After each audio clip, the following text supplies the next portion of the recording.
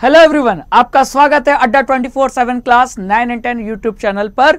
और मैं राघवेंद्र सिंह आप बच्चों के लिए लेकर आया हूं एनसीईआरटी के एक्सरसाइज। और ये एनसीईआरटी के एक्सरसाइज किस चैप्टर के हैं? तो क्लास 10 के चैप्टर 15 जिसका नाम है अवर एनवायरनमेंट। इसमें दो टॉपिक थे जिसको हमने पढ़ लिया और इस सेशन में हम इस चैप्टर के एनसीईआरटी प्रश्नों का अभ्यास करेंगे, एक्सरसाइज करेंगे और उसका सलूशन जानने की कोशिश करेंगे। तो शुरू करें, चलिए। तो दो टॉपिक अभी तक हमने क्या पढ़ा है इस चैप्टर में? दो टॉपिक हमने पढ़ा था। पहला तो था ecosystem and it's component, food chain and food web के बारे में। और दूसरे टॉपिक में हमने पढ़ा था how do our activities affect the environment. और हमारा इन दोनों टॉपिक में ये चैप्टर कंप्लीट हो गया था। अब हमको क्या करना है? एनसीईआरटी के एक्सरसाइज का सॉल्यूशन देखना है। चलिए सॉल्यूशन देखते हैं कि एनसीईआरटी के जो बुक में क्वेश्चन दिए गए हैं उसका आंसर क्या होगा। ठीक है, तो पहला क्वेश्चन आपके सामने है। पहले क्वेश्चन को जरा पढ़ते हैं और फिर इसका सॉल्यूशन जानने की कोशिश करते हैं। ठीक है, तो क्या लिखा है? Which of the following groups contain only biodegradable items. Biodegradable items हमको पता है ना, जो इजीली डिकम्पोज हो जाते हैं उन्हें तो बायोडिग्रेडेबल कहते हैं। तो इनमें से किस ग्रुप में बायोडिग्रेडेबल आइटम्स प्रेजेंट हैं? तो अगर हम पहला देखें, पहले में है ग्रास, बायोडिग्रेडेबल है। फ्लावर बायोडिग्रेडेबल है। लेदर बायोडिग्रेडेबल नहीं होता। जी हाँ, तो इसका मतलब फिर ये ग्रुप तो हो नहीं सकता। ठीक है, क्योंकि इस ग्रुप में लेदर जो ऐसा प्रोडक्ट है जो बायोडिग्रेडेबल नहीं है, तो ये ए नहीं हो सकता। बी को देखते हैं। ग्रास बायोडिग्रेडेबल है, वुड बायोडिग्रेडेबल है, प्लास्टिक बायोडिग्रेडेबल नहीं है, तो फिर ये भी ग्रुप नहीं हो सकता। तो ए नहीं हो सकता, बी नहीं हो सकता, है ना। थर्ड ग्रुप को देखते हैं। फ्रूट पिल यानी फलों के छिलके, ये डिकम्पोज हो जाते हैं। जी हाँ, आसानी से हो जाते हैं। केक, जी हाँ, केक को आप अगर रख दो मिट्टी में, खेत में डाल दो तो वो भी डिकम्पोज हो जाएगा। लाइम जूस भी डिकम्पोज हो जाएगा। यानी कि इस ग्रुप में क्या है? बायोडिग्रेडेबल आइटम्स हैं। फोर्थ ग्रुप भी देख लेते हैं। केक बायोडिग्रेडेबल है। लकड़ी, जी हाँ, लकड़ी भी तो बायोडिग्रेडेबल है, डिकम्पोज हो जाती है। ग्रास यानी घास, ये भी बायोडिग्रेडेबल है। तो इसका मतलब सी और डी में वो आइटम्स हैं जिसमें बायोडिग्रेडेबल प्रोडक्ट्स प्रेजेंट है। तो इसका मतलब आंसर क्या होगा? इस क्वेश्चन का आंसर होगा सी एंड डी। ये दो ए और बी क्यों नहीं होंगे? क्योंकि ए में था लेदर और बी में था प्लास्टिक, और लेदर और प्लास्टिक नॉन बायोडिग्रेडेबल सब्सटेंस है, ये इजीली डिकम्पोज नहीं होते। तो पहले क्वेश्चन का आंसर क्या रहा? सी एंड डी। ठीक है, तो सी एंड डी वो ग्रुप है जिसमें बायोडिग्रेडेबल आइटम्स प्रेजेंट हैं।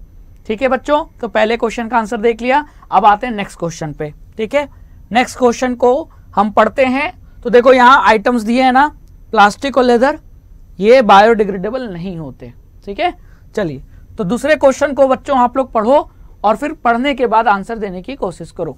क्या पूछा आपसे? Which of the following constitute A food chain. चार में से कहाँ फूड चेन बन रहा है? पहला है ग्रास, व्हीट, मैंगो। दूसरा है ग्रास, गोट, ह्यूमन। तीसरा है गोट, काउ, एलिफेंट। और फोर्थ है ग्रास, फिश, गोट। तो याद होगा अगर फूड चेन के बारे में, तो फूड चेन में प्रोड्यूसर भी होता है सबसे नीचे, है ना। फूड चेन कुछ ऐसे बनता है ना, अगर फूड चेन की बात करें तो पहले एक प्रोड्यूसर आएगा। प्रोड्यूसर को कौन खाएगा? हर्बीवोर। हर्बीवोर को कौन खाएगा? कार्निवोर। यही तो फूड चेन होती है कि फूड चेन में या तो पेड़ पौधे से शुरुआत होगी, उनको कोई शाकाहारी जानवर खाएगा और उनको कोई मांसाहारी जानवर खाएगा, तभी तो फूड चेन बनेगी, है ना। तो यहाँ क्या है? यहाँ तो सभी प्रोड्यूसर हैं। ग्रास भी प्रोड्यूसर, व्हीट भी प्रोड्यूसर, मैंगो भी प्रोड्यूसर, तो ये हो नहीं सकता। यहाँ ग्रास प्रोड्यूसर है, गोट हर्बीवोर है, और ह्यूमन कार्निवोर या कह लो ओमनीवोर है, सर्वाहारी है। तो यहाँ फूड चेन बन रही है कि ग्रास को गोट खाएगा, गोट को ह्यूमन खाएगा, है ना। यहाँ गोट, काउ, एलिफेंट, जी नहीं, गोट, काउ, एलिफेंट तीनों हर्बीवोरस एनिमल है। ये किसको एक दूसरे को खाएंगे? क्या नहीं खाएंगे। तो क्या यहाँ फूड चेन बनेगा? नहीं बनेगा। फोर्थ, ग्रास, फिश, गोट। ग्रास को गोट खाएगा, लेकिन गोट को कौन खाएगा? फिश नहीं। तो कम से कम तीन तो होने चाहिए। है कि नहीं? तो ये भी नहीं होगा, तो आंसर क्या होगा? आंसर होगा बी। क्यों? क्योंकि बी में देखो फूड चेन बन रहा है। फूड चेन बनने के लिए जरूरी है कि प्रोड्यूसर हो, हर्बीवोर हो और कार्निवोर हो, है ना? यानी producer, primary consumer, secondary consumer, इतना तो होना चाहिए ना। केवल 2 चरण से, 2 स्टेज से फूड चेन नहीं बनता, ठीक है? तो इसीलिए ये रहा answer, grass, goat and human. अगर ग्रास, गोट एंड लॉयन होता तो भी ये फूड चेन होता, क्योंकि घास को बकरी ने खाया, बकरी को शेर ने खाया, तब भी ये फूड चेन बनेगा, ठीक है? तो क्वेश्चन नंबर 2 हमने सॉल्व कर लिया। आगे चले, चलिए बच्चों क्वेश्चन नंबर 3 देखते हैं। क्या पूछा है क्वेश्चन नंबर 3 में? Which of the following are environment friendly practices? इनमें से कौन सा प्रैक्टिस इन्वायरमेंट फ्रेंडली है, मतलब इन्वायरमेंट को, पर्यावरण को कोई नुकसान नहीं पहुंचता? जरा देखें, पहला, carrying cloth bag to put purchases in while shopping, मतलब दुकान पर या मॉल में कुछ खरीदने गए, जनरल स्टोर पे कुछ खरीदने गए, तो अपने साथ आप कपड़े का बैग ले गए, प्लास्टिक बैग नहीं ले गए, कपड़े का बना हुआ बैग ले गए, तो ये इन्वायरमेंट फ्रेंडली है? जी हाँ, ये तो इन्वायरमेंट फ्रेंडली है, क्योंकि प्लास्टिक का बैग ले जाते और यूज करने के बाद फेंक देते तो पोल्यूशन होता। लेकिन कपड़े को आप, कपड़े का बैग क्या करोगे? एक बार यूज करोगे, बार बार यूज करोगे और उससे कोई पोल्यूशन भी नहीं होगा, तो ये इन्वायरमेंट फ्रेंडली है। दूसरा, switching off unnecessary lights and fan, कमरा में कोई है नहीं, लाइट भी जल रही है, फैन भी चल रहा है, तो ये तो अननेसेसरी यूज हो गया ना। तो अगर आप उसको स्विच ऑफ कर दोगे तो ये भी तो पॉल्यूशन को कम करने में मदद करेगा ना। कैसे? क्योंकि अगर लाइट आप कम यूज करोगे, अननेसेसरी लाइट्स को बंद कर दोगे, तो अननेसेसरी प्रोडक्शन नहीं करना पड़ेगा, और प्रोडक्शन के लिए ज्यादातर कोयला यूज करते हैं, तो कम कोयला यूज करेंगे, कम कोयला यूज करेंगे तो पॉल्यूशन भी कम होगा, है कि नहीं? चलो, तो ये भी इन्वायरमेंट फ्रेंडली है। Third, walking to school instead of getting your mother to drop you on her scooter, मतलब अब आपकी माँ आपको स्कूल स्कूटर पे छोड़े तो उससे क्या होगा? स्कूटर जब चलेगा तो स्कूटर के धुएं से पॉल्यूशन होगा। उससे अच्छा क्या है कि आप खुद वॉकिंग टू स्कूल, मतलब आप खुद पैदल चलकर स्कूल जाइए, ये इन्वायरमेंट फ्रेंडली है क्योंकि इससे कोई पॉल्यूशन नहीं हुआ। तो यहां तो सभी इन्वायरमेंट फ्रेंडली हैं, तो फिर आंसर क्या होगा? All of the above. क्या होगा answer? All of the above. Clear है? ठीक है, समझ में आया? तो इन्वायरमेंट फ्रेंडली प्रैक्टिसेस में क्या शामिल है? जिसमें पॉल्यूशन ना हो, वो सारी एक्टिविटीज इंक्लूडेड है। और ऐसा कोई भी काम आप करो जिससे पॉल्यूशन हो, तो इसका मतलब वो इन्वायरमेंट फ्रेंडली नहीं है। ठीक है, चलो आगे चलते हैं। क्वेश्चन नंबर 4, ध्यान से देखिएगा। क्वेश्चन नंबर 4 क्या है? ठीक है, क्वेश्चन नंबर 4 में ये पूछा है कि what will happen if we kill all the organism in one trophic level. एक ट्रॉफिक लेवल में, तो याद होगा फूड जो चेन बनता है, फूड चेन में जो फूड पिरामिड बनता है वो ऐसा बनता है कि नहीं? Producer, primary consumer, secondary consumer. तो अगर हम, तो ये क्या बना? ये सब ट्रॉफिक लेवल है। ठीक है, तो प्रोड्यूसर पहला ट्रॉफिक लेवल होता है, प्राइमरी कंज्यूमर दूसरा ट्रॉफिक लेवल होता है। तो अगर हम किसी भी ट्रॉफिक लेवल पर जितने ऑर्गेनिज्म हैं उनको किल कर दें तो क्या होगा?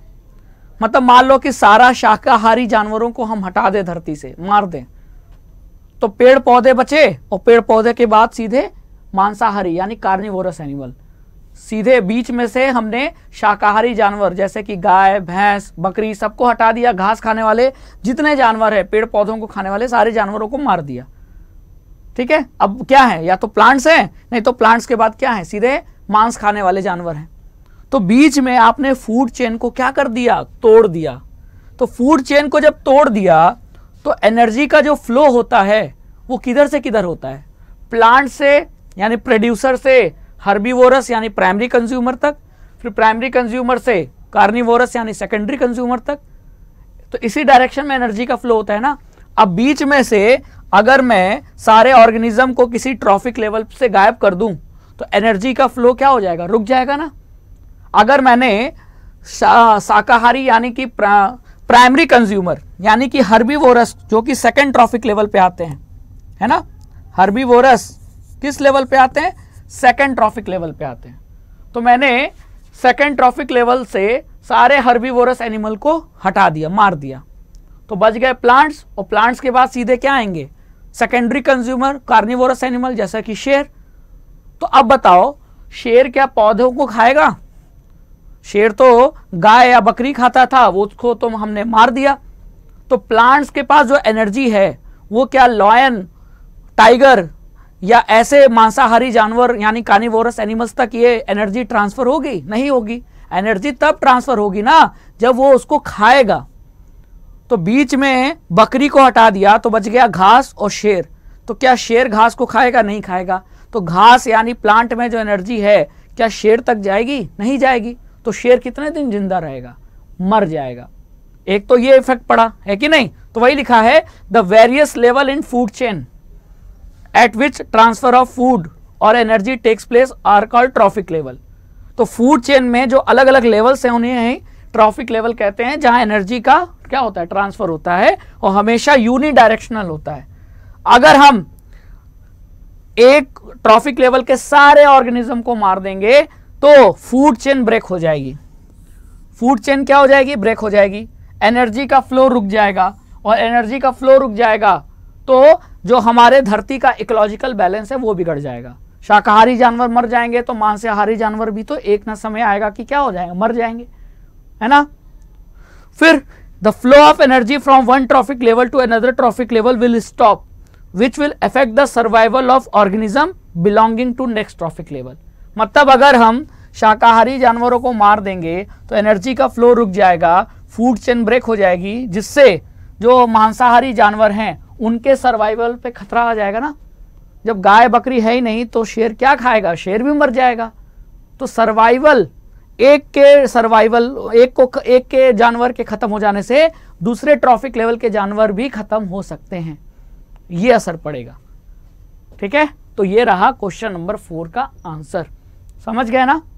तो आप ही जैसे मान लो कि आप शाकाहारी हो, आप सिर्फ क्या खाते हो, आप पेड़ पौधों फल खाते हो, सब्जी खाते हो, मांस नहीं खाते, अंडा नहीं खाते, आप बकरा नहीं खाते, ठीक है, आप शाकाहारी इंसान हो।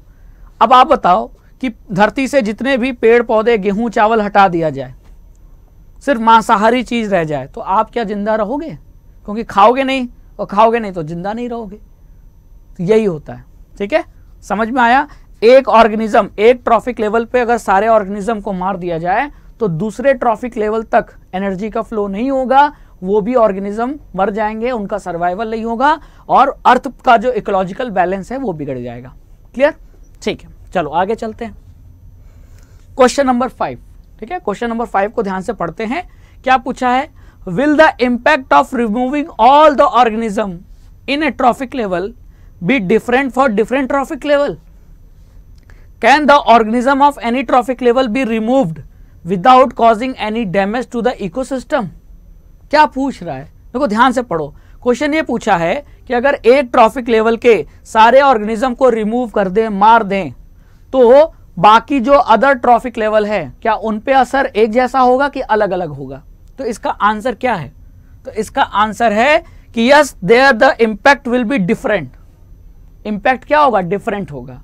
जैसे कि आप यहां देखो, हमने सारे हर्बीवोरस एनिमल को मार दिया। ये हमारा फूड चेन में ये फूड पिरामिड बन रहा है ना। इसमें सबसे नीचे क्या? प्रोड्यूसर्स, फर्स्ट ट्रॉफिक लेवल, फिर प्राइमरी कंज्यूमर यानी कि शाकाहारी जीव, सेकेंड ट्रॉफिक लेवल, फिर कार्निवोरस जो होते हैं यानी कि secondary consumer, third trophic level.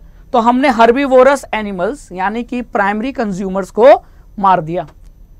अब प्लांट्स बताओ, जब हर्बीवोरस शाकाहारी जानवर नहीं है, गाय बकरी भैंस नहीं है धरती पर, तो प्लांट्स को कौन खाएगा? कोई नहीं खाएगा, है ना। प्लांट्स को खाने वाले ये जानवर सबसे ज्यादा है ना। तो ये शाकाहारी जानवर हमने मार दिए, हमने ये ट्रॉफिक लेवल हटा दिया, तो प्लांट्स की संख्या क्या होगी? बढ़ेगी। धरती पर हर जगह प्लांट दिखेंगे क्योंकि उनको खाने वाले जानवर खत्म हो गए, शाकाहारी जानवर। लेकिन तो ये ट्रॉफिक लेवल पे क्या असर पड़ा कि प्लांट्स की संख्या बढ़ेगी। लेकिन जो थर्ड ट्रॉफिक लेवल है, मांसाहारी जानवर, उन पे क्या असर पड़ेगा? उन पे दूसरा असर पड़ेगा, डिफरेंट असर पड़ेगा। क्योंकि शाकाहारी जानवर के खत्म होने से जो मांसाहारी जानवर हैं वो बढ़ेंगे नहीं, वो भी खत्म हो जाएंगे। अरे बकरी नहीं है तो शेर खाएगा क्या? शेर नहीं खाएगा तो वो भी तो मरेगा। तो प्लांट्स की तो संख्या बढ़ रही है क्योंकि उनको खाने वाले हर्बीवोरस एनिमल नहीं है धरती पर। तो इस ट्रॉफिक लेवल पे असर अलग पड़ रहा है, यहाँ संख्या बढ़ रही है, प्लांट्स का नंबर बढ़ रहा है। वहीं थर्ड ट्रॉफिक लेवल पे असर ये पड़ रहा है कि हर्बीवोरस एनिमल के मरने से ये जो कार्निवोरस एनिमल है वो भी मर जाएंगे, जो थर्ड ट्रॉफिक लेवल पे है। तो इस पे अलग असर पड़ रहा है। यहाँ प्लांट्स की संख्या बढ़ेगी, यहाँ इन एनिमल्स की संख्या घटेगी, तो डिफरेंट असर पड़ता है। तो yes, the impact will be different for different trophic level. ठीक है, अब नेक्स्ट क्वेश्चन क्या पूछा था? Can the organism of any trophic level be removed without causing any damage to the ecosystem? क्या बिना इकोसिस्टम को डैमेज किए हम एक ट्रॉफिक लेवल के सारे ऑर्गेनिज्म को हटा सकते हैं? तो आंसर क्या है बताओ? नहीं, it will not be possible to remove any organism in any trophic level without causing damage to the ecosystem. मतलब अगर आप एक ट्रॉफिक लेवल से सारे ऑर्गेनिज्म को हटा रहे हो तो इकोसिस्टम पे असर पड़ेगा, इकोलॉजिकल बैलेंस बिगड़ेगी। ठीक है, और इसका अलग अलग असर होगा अलग अलग ट्रॉफिक लेवल के ऑर्गेनिज्म पर। समझ में आया? क्लियर? चलिए, तो क्वेश्चन नंबर 5 का भी आंसर हमने देख लिया। आगे चला जाए, चलिए आगे चलते हैं क्वेश्चन नंबर 6 पे। क्या पूछा है? What is biological magnification?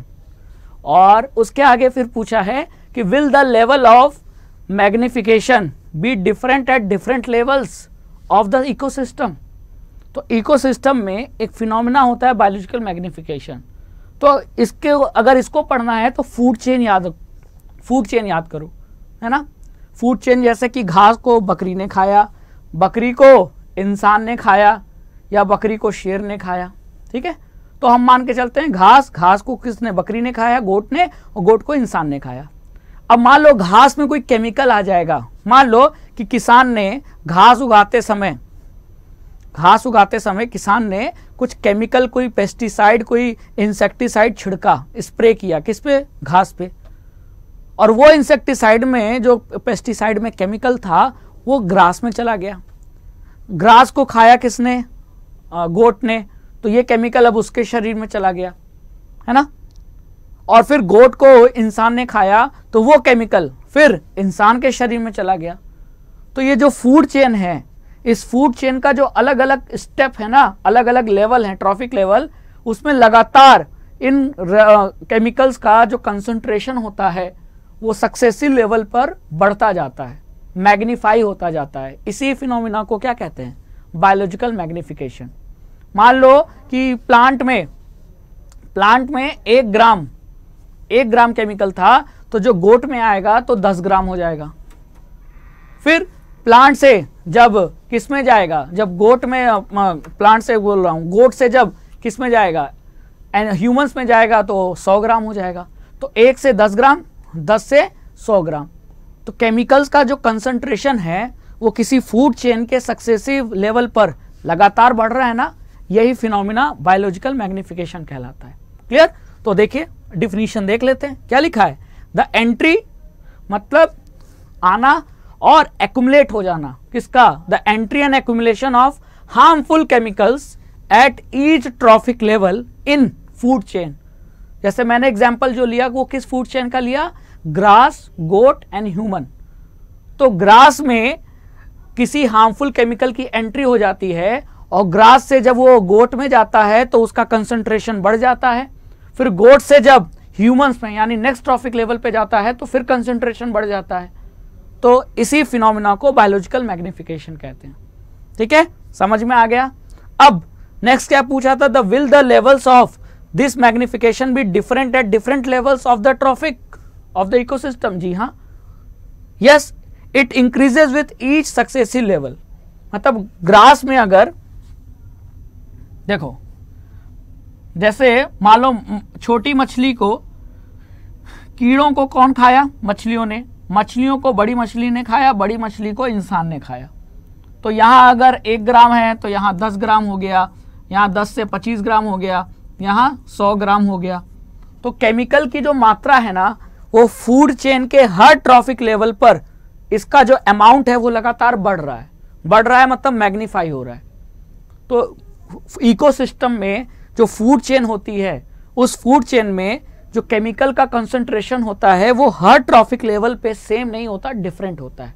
सबसे ज्यादा किस पे होता है? जो ट्रॉफिक फूड चेन के जो टॉप पर बैठा है ना, जैसे अधिकतर केस में ह्यूमंस है ना, क्योंकि ह्यूमंस को खाने वाले, एक्सीडेंट की बात अलग कर दें कि एक्सीडेंटली शेर आ गया उसने खा लिया, वो बात अलग है, लेकिन वैसे ह्यूमंस को कोई नहीं खाता, है ना। तो इसका मतलब किसी भी फूड चेन में टॉप पर कौन है? किसी भी फूड चेन में टॉप पर है ह्यूमंस। तो ह्यूमंस के शरीर में किसी भी केमिकल की मात्रा सबसे ज्यादा पाई जाएगी। किस फिनोमिना की वजह से? बायोलॉजिकल मैग्निफिकेशन की वजह से। ठीक है, तो जितना हमारे शरीर में है, क्या उतना मछली के शरीर में केमिकल होगा? नहीं। ठीक है, क्योंकि हर स्टेप पर ट्रॉफिक लेवल के इकोसिस्टम में जो ट्रॉफिक लेवल है ना फूड चेन के, उसके हर ट्रॉफिक लेवल पे कंसंट्रेशन जो होता है या अमाउंट होता है केमिकल का, वो अलग अलग होता है। सबसे ज्यादा टॉप फूड चेन के टॉप कंज्यूमर्स पे होता है। क्लियर? समझ में आ गया? तो ये ध्यान रखना है। ठीक है, तो यहाँ 1 ग्राम, फिर 10 ग्राम, 25 ग्राम, 100 ग्राम, तो लगातार ऐसा नहीं है कि 1 ग्राम 1 ग्राम 1 ग्राम 1 ग्राम ना। तो ये जो सेकंड क्वेश्चन उसका आंसर समझ में आया, डिफरेंट होगा। Yes, the level of this magnification will be different at different trophic level of food chain. Clear? चलो आगे चलते हैं। Next question number 7। Question number 7 क्या है? What are the problems caused by the non biodegradable waste that we generate. इंसान जो non biodegradable waste generate करता है, उससे क्या क्या प्रॉब्लम्स, क्या क्या समस्याएं प्रोड्यूस हो रही हैं, पैदा हो रही हैं, है ना। तो अगर हम समस्याएं देखें तो समस्याएं कम थोड़ी हैं। नॉन बायोडिग्रेडेबल वेस्ट में सबसे मेन चीज आती है प्लास्टिक। प्लास्टिक को कभी जलाकर देखा है? प्लास्टिक को जब आप बर्न करोगे, इतना काला धुआं पैदा होता है कि सांस लेना मुश्किल है, एयर पॉल्यूशन। तो पहली प्रॉब्लम क्या? कि प्लास्टिक को जलाने पर एयर पॉल्यूशन होता है। जी हाँ, ठीक है, ये आपने सीख लिया। दूसरा, हार्मफुल, ये जो नॉन बायोडिग्रेडेबल वेस्ट है ना, इसमें बहुत सारे ऐसे केमिकल्स हैं जो बायोलॉजिकल मैग्निफिकेशन के वजह से जो टॉप कंज्यूमर हैं उनके बॉडी में इसका अमाउंट एक्यूमुलेट होता रहता है और उनको बहुत सारी हेल्थ हैजार्ड्स फेस करने पड़ते हैं, है ना। तो वही लिखा है, it causes biological magnification of hazards substance. जैसे कि एक बहुत फेमस है कि मरकुरी, जापान में इंडस्ट्री था, इंडस्ट्री से जो मरकुरी निकल रहा था, पारा, उसको पानी में रिलीज कर दिया जा रहा था। अब पानी में वो मरकुरी जब मिलने के कारण जो पानी, फिर वही पानी मरकुरी वाला फिश के अंदर गया, तो फिश में उसका मरकुरी का अमाउंट ज़्यादा हो गया। फिश को जब इंसानों ने खाया तो इंसानों के अंदर उस मरकुरी का अमाउंट और बढ़ गया। यही तो है बायोलॉजिकल मैग्निफिकेशन। और अभी मैंने बताया था बायोलॉजिकल मैग्निफिकेशन में क्या होता है, ट्रॉफिक लेवल, अलग अलग ट्रॉफिक लेवल पे जो केमिकल का अमाउंट है वो बढ़ता जाता है। और जो सबसे आखिरी में होगा ना, फूड चेन के सबसे आखिरी में, जैसे फिश के बाद फिश को किसने खाया? फिश को खाया इंसान ने। इंसान के आगे कुछ कोई नहीं है, ठीक है, तो वो टॉप कंज्यूमर है, वो एंड है, फूड चेन का वो एंड है। तो वहां सबसे ज्यादा मरकुरी का अमाउंट मिलेगा और मरकुरी के अमाउंट के मिलने की वजह से लोगों में बहुत सारी हेल्थ प्रॉब्लम होने लगी जापान में। ठीक है, तो आपने सुना होगा मिनीमाटा डिजीज, नहीं सुना होगा तो सर्च कर सकते हैं आप, ठीक है, गूगल पे, मिनीमाटा डिजीज। तो बहुत ही इंपॉर्टेंट एग्जाम्पल है किसका? बायोलॉजिकल मैग्निफिकेशन का। और ये हुआ क्यों? क्योंकि हमने एक ऐसा केमिकल जो कि नॉन बायोडिग्रेडेबल था, उसको हमने इन्वायरमेंट में रिलीज कर दिया। ठीक है, फिर next, non biodegradable waste reduces the soil fertility. अगर आप प्लास्टिक को मिट्टी में डाल दोगे तो वहाँ की मिट्टी को पानी, हवा, सारी की प्रॉब्लम हो जाएगी। और पानी हवा ठीक से नहीं मिलेगा तो सॉइल की फर्टिलिटी कम हो जाएगी। ऐसे खेत में आप खेती नहीं कर सकते, है ना, बंजर होते हैं, तो सॉइल फर्टिलिटी कम हो जाती है। फिर नेक्स्ट, ब्लॉकिंग ऑफ ड्रेनेज। कभी आपने देखा है प्लास्टिक के जो बड़े बड़े टुकड़े होते हैं या बैग होते हैं, वो ड्रेनेज का, सीवर का जो पाइप होता है उसको चोक कर देते हैं, है ना, ब्लॉक कर देते हैं। तो बरसात के दिनों में अक्सर ब्लॉकेज की वजह से ही बरसात का पानी सीवरों में नहीं जाता, तो सड़कों पर वो बढ़ता जाता है। देखा है कि नहीं? बिल्कुल, मैं आपको पिक्चर से दिखाता हूँ। देखो, प्लास्टिक जलाओ, काला धुआं पैदा हो रहा है। प्लास्टिक की वजह से सीवर, ड्रेनेज की जो पाइप है वो ब्लॉक हो गई। अब ये बारिश का पानी इकट्ठा हो रहा है, फिर इसी में मक्खियाँ हैं, मच्छर हैं, अंडे देंगे, बीमारी फैलेगी। यहाँ देखो सॉइल फर्टिलिटी, इतना कचरा फैला दिया इंसानों ने कि सॉइल ही खराब हो गई। ये सारी प्रॉब्लम हैं जो नॉन बायोडिग्रेडेबल वेस्ट से प्रोड्यूस होती हैं, जिनसे हमको बचना है, इन्वायरमेंट को भी बचाना है। समझ में आया? चलो आगे चलते हैं नेक्स्ट क्वेश्चन पे। नेक्स्ट क्वेश्चन क्या पूछा है? नेक्स्ट क्वेश्चन ये पूछा है, if all the waste we generate is biodegradable, अगर जितना भी वेस्ट हम प्रोड्यूस करें सब बायोडिग्रेडेबल हो, will this have no impact on the environment? क्या इससे इन्वायरमेंट को कोई खतरा है? तो पहली नजर में लगेगा अरे प्रॉब्लम तो नॉन बायोडिग्रेडेबल वेस्ट से है ना। अगर सारे वेस्ट बायोडिग्रेडेबल वेस्ट प्रोड्यूस हों तो कोई प्रॉब्लम नहीं है, लेकिन प्रॉब्लम है, क्योंकि किसी भी चीज की बहुत ज्यादा अमाउंट प्रॉब्लम बन जाता है। खाना एक इंसान को खाना है और खाना आपने 10 इंसानों का बना दिया, खाना वेस्ट हुआ, उसको क्या करोगे? फेंकोगे। फेंका आपने, ठीक है, मान लो गाय भैंसों ने नहीं खाया तो वो खाना सड़ेगा, खाना सड़ेगा है ना, तो उसमें अलग से बदबू फैलेगी, है कि नहीं? हो सकता है वहाँ मक्खी अपने अंडे दे दे तो मक्खियाँ वहाँ पैदा होंगी। तो इसका मतलब ऐसा नहीं है कि बायोडिग्रेडेबल वेस्ट अच्छा होता है, मतलब अच्छा तो होता है इसलिए कि वो डिकम्पोज हो जाता है, लेकिन इसका मतलब ये नहीं है कि अगर हम बहुत सारा बायोडिग्रेडेबल वेस्ट प्रोड्यूस करें तो वो भी अच्छा है। नहीं, बहुत सारी समस्याएं हैं, है ना। आपने देखा होगा कचरा फैलने पर फाउल स्मेल, गंदी स्मेल आती है, तो फल सब्जियों का छिलका, घर में बचा हुआ बासी भोजन आप फेंक दो, और फेंक दोगे तो देखो अक्सर बहुत सारा कचरा अगर एक जगह फेंक दो तो वहां बदबू होने लगती है कि नहीं? फिर वहां मच्छर और मक्खियां अपने अंडे देने लगते हैं, और मच्छर और मक्खियों दोनों से बीमारी फैलती है, तो गंदी स्मेल का फैलना होता है। फिर बीमारी, जैसे मच्छर कौन बीमारी फैलाते हैं? मलेरिया, और जो मक्खियां होती हैं वो बहुत सारी कॉलरा फैलाती हैं, है ना, डायरिया फैलाती हैं, ये सब फैलाती हैं कि नहीं? तो ये उन्हीं गंदो स्थानों पर ही तो ये मच्छर और मक्खियां पाई जाएंगी। तो फाउल स्मेल का एमिशन होगा, it will create a breeding place for mosquito and house flies which will spread disease. जी हाँ, और आपने देखा होगा जैसे जो फर्टिलाइजर है जो किसान यूज करते हैं खेतों में सॉइल प्रोडक्शन, क्रॉप प्रोडक्शन को बढ़ाने के लिए, तो उसमें होता क्या है, कभी कभी एक्सेसिव फर्टिलाइजर किसान कहाँ डाल देता है?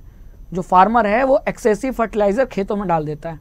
अब बरसात के पानी के साथ वो एक्सेसिव फर्टिलाइजर बह के पॉन्ड के पानी में चले जाते हैं, मिक्स हो जाता है। अब है तो डिग्रेडेबल फर्टिलाइजर, क्या है? बायोडिग्रेडेबल है, लेकिन अगर इसका एक्सेस होगा तो उस एक्सेस के कारण ये पानी में बहकर अगर पॉन्ड के पानी में, तालाब में मिल जाएगा, तो तालाब में पानी में इन यूरिया की मात्रा, क्योंकि ये जो फर्टिलाइजर होते क्या? यूरिया ही तो होते हैं, है ना। तो ये यूरिया जो नाइट्रोजन और फॉस्फेट्स होते हैं इनमें, ये एल्गी को बहुत ही सूट करते हैं, एल्गी का खाना होता है। तो फर्टिलाइजर में जो नाइट्रेट और फॉस्फेट है उसके वजह से एल्गी का अमाउंट पॉन्ड में बढ़ता जाता है और पूरे एल्गी पूरे पॉन्ड को भर लेती है, जिसे एल्गल ब्लूम कहते हैं। आपने देखा होगा काई पूरी बन गई है, पानी के ऊपर पूरी काई लगी हुई है तालाब के, है ना। तो ये किसके कारण है? ये वाटर सोर्स के खराब होने के कारण है, एल्गल ब्लूम के कारण है। और ये एल्गल ब्लूम क्यों हुआ? एक्सेसिव फर्टिलाइजर यूज करने से। तो ऐसा नहीं है कि बायोडिग्रेडेबल वेस्ट यूज करेंगे तो कोई समस्या नहीं होगी, बायोडिग्रेडेबल वेस्ट प्रोड्यूस होगा तो भी समस्या है, लेकिन वो समस्या उतनी नहीं होगी, है ना। और नॉन बायोडिग्रेडेबल वेस्ट प्रोड्यूस हुआ तब तो बहुत ज्यादा समस्या है। क्लियर? चलिए, तो क्वेश्चन नंबर 8 भी देख लिया हमने। देखो ये क्या दिख रहा है? एल्गल ब्लूम दिख रहा है, पूरा पानी हरा हो गया। क्यों? क्योंकि यूरिया या फर्टिलाइजर जाकर इसमें मिल गया, और फर्टिलाइजर में नाइट्रेट या फॉस्फेट ही तो होता है, और ये एल्गी का खाना होता है, और एल्गी इसको खाएगी तो एल्गी का संख्या नंबर बढ़ेगा, और इतनी ज़्यादा एल्गी प्रोड्यूस हो जाएगी तालाब में कि उसे एल्गल ब्लूम कहेंगे, पूरा पानी ही हरा हो जाएगा। और ऐसे पानी में ऑक्सीजन की कमी हो जाती है, फिर मछलियाँ मर जाती हैं, आप इस पानी को पी नहीं सकते। ये सारी समस्याएं, ठीक है, क्लियर हुआ? चलो क्वेश्चन नंबर 8 के बाद अब आते हैं क्वेश्चन नंबर 9 पे। क्या पूछा है क्वेश्चन नंबर 9 में? Why is damage to the ozone layer a cause for concern? Ozone layer में जो डैमेज हो रहा है ये चिंता का विषय क्यों है? क्योंकि ओजोन लेयर हम धरती पर हम इंसानों को, पेड़ पौधों को, जानवरों को हार्मफुल अल्ट्रावायलेट रेडिएशन से बचाता है। तो अगर ओजोन लेयर में डैमेज हो जाएगा, छेद हो जाएगा, तो ये हार्मफुल अल्ट्रावायलेट रेडिएशन कहाँ, धरती तक नहीं पहुंच पाएंगी? बिल्कुल पहुंचेंगी। और फिर धरती पर ये हमको, प्लांट्स को, एनिमल्स को क्या करेंगी? नुकसान पहुंचाएंगी। और कैसा नुकसान? यहां तक कि इंसानों में स्किन कैंसर तक हो सकता है। ठीक है कि नहीं? देखो, ओजोन लेयर शील्ड्स बचाती है, शील्ड का काम करती है। किसको बचाती है? अर्थ पे रहने वाले प्लांट, एनिमल और इंसानों को। किससे? हार्मफुल अल्ट्रावायलेट रेडिएशन से। The ozone layer depletion is a serious concern because it will unable to filter out ultraviolet radiation effectively resulting in skin cancer. तो अगर डैमेज होगा तो फिर अल्ट्रावायलेट रेडिएशन से हमको कोई नहीं बचा पाएगा और हमको स्किन कैंसर तो होना पक्का है। ठीक है, इसीलिए अब क्या स्टेप लिया गया, ऐसे क्या क्या एक्शन लिए गए हैं ताकि ओजोन लेयर को डिप्लीट होने से, यानी ओजोन लेयर को डैमेज होने से बचाया जाए। तो आपने देखा होगा कि पहले तो मॉन्ट्रियल प्रोटोकॉल जो कंट्रीज ने साइन किया, उसमें सभी देशों ने इस बात पे एग्री किया कि हम ये जो क्लोरोफ्लोरोकार्बन है जिससे ओजोन को खतरा है, इन क्लोरोफ्लोरोकार्बन जो गैस होती है, इनका जो एमिशन है उसको कम करेंगे।